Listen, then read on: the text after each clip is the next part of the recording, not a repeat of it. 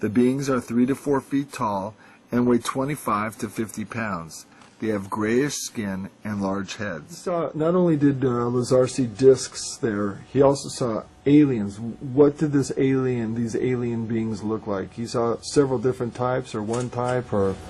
He saw the single type, the little gray, 3 times. Once through the door, once when he was taking the drugs, the pine-smelling fluid, and once when he went to the MGM for the lie detector test. When he opened the door for this room where they were going to take the test, there was a desk and a chair and a setting that reminded him of the incident at S4 when he saw the alien, and he nearly fainted. Gene Huff was there and said that he nearly fainted. These beings said that man was the product of externally corrected evolution. They said that man as a species had been genetically altered 65 times. They referred to humans as containers, yet I don't know what we are containers of.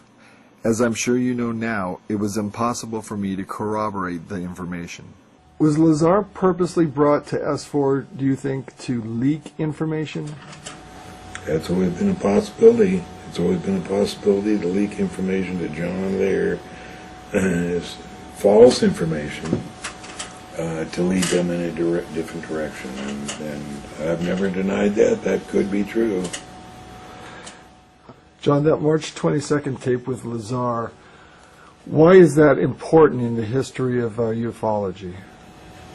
Because that's the first time that Bob took us out there, knowing ahead, a day in advance of exactly the hour and the minute when that flying saucer would fly.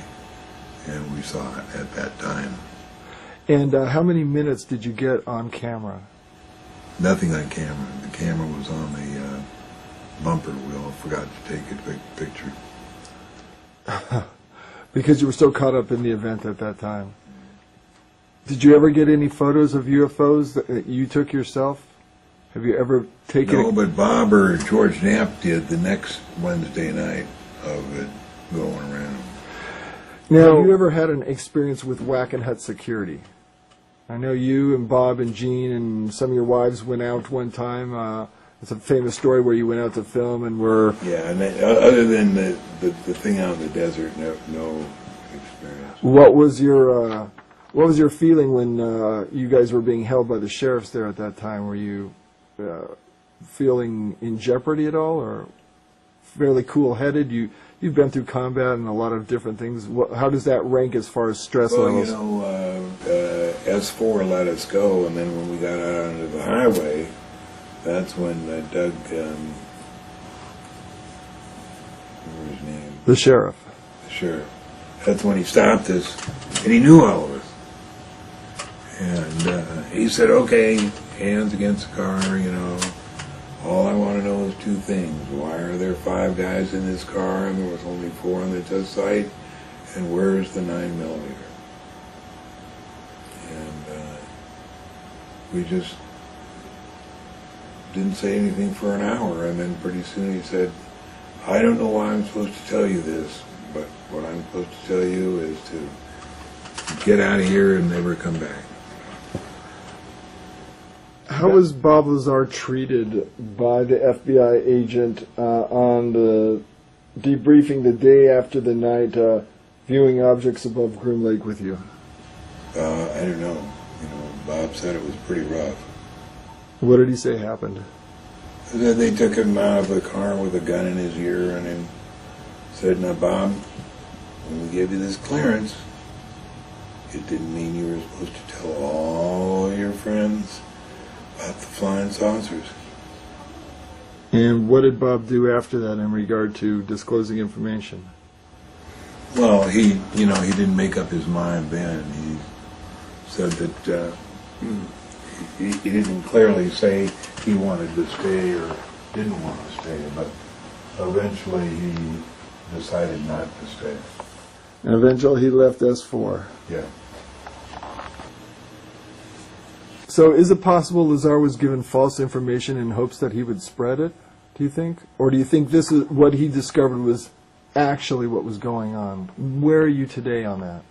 I think he discovered what was actually going on, but I do admit the possibility that it was, bogus. Well, do you keep in contact with Gene Huff and Bob Lazar at all? What's Lazar's stance on everything these days in regard to S4? He doesn't want to talk about anything about it. He's still involved in the nuclear industry, is that right? Supposedly.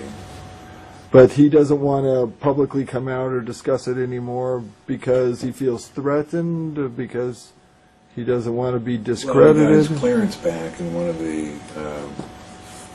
of the promises when he got his clearance back is they said, "Now, Bob, you're not going to give us any more trouble, are you?" Obviously, if this information is true, the ramifications are far-reaching, and you don't have to be a nuclear physicist to figure that out.